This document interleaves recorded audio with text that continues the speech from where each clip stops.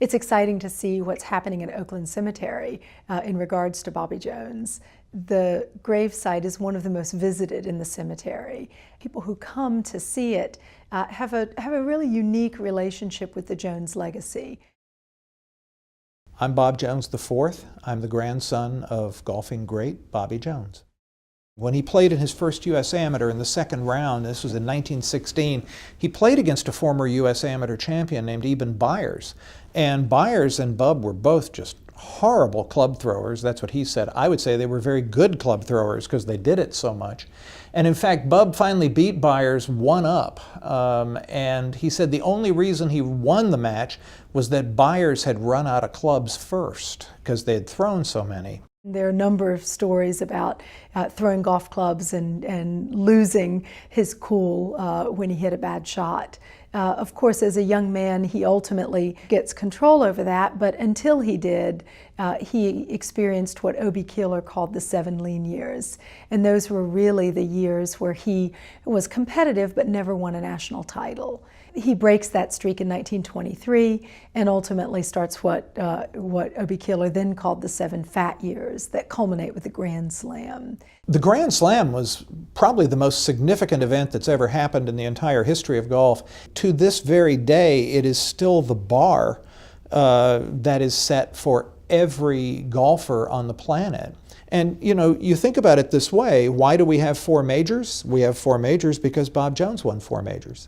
And interestingly enough, on the professional side, one of those majors is held every year at Augusta National Golf Club, which, not so coincidentally, he co-founded and co-designed. His footprint just from that event is all over the game of golf. When you add to that what he did in terms of golf club design, when you add that to his sportsmanship, the occurrence in the 1925 U.S. Open when he called a 1-shot penalty on himself and ended up losing in a playoff to Willie McFarland by a shot. That was amazing. Think about the implications of that one commitment to integrity. Just one good thing that you do can have a ripple. In that case, he had an enormous rise in his reputation. People could not believe it. He became a national hero of behavior, as well as for golf. Atlanta really hit the world stage. My name is Charlie Yates Jr. I'm the son of Charles Yates, who was Bob Jones' great friend and mentee. In the ticker tape parades in New York, you go to Scotland today and everybody knows Atlanta because of Bob Jones and a little bit because of my dad, who followed in his wake. In my entire life, I never saw him walk unassisted and never even had him hug me because he couldn't even utilize his limbs from his spinal disease. Being asked about his syringomyelia and by a reporter, and he said, "We're going to talk about it once and never again, but it's not good and it's only going to get worse. But we're not going to go there again because life is like golf. You play the ball as it lies." With this disease that basically wasted him away to nothing and ultimately took his life, it never took his spirit and it never took his intellect and it never took his curiosity.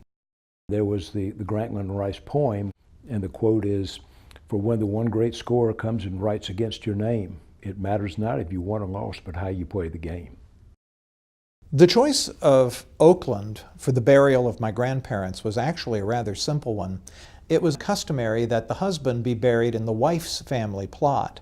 And so the actual plot at Oakland is the Malone family plot. A section of the plot right up against Memorial Drive was where it was decided that my grandparents would be buried. It's fairly common to see people leave balls and memorabilia, even golf clubs and hats, sometimes with notes written on them for Mr. Jones. He's quite significant, and I think there's still a very strong connection.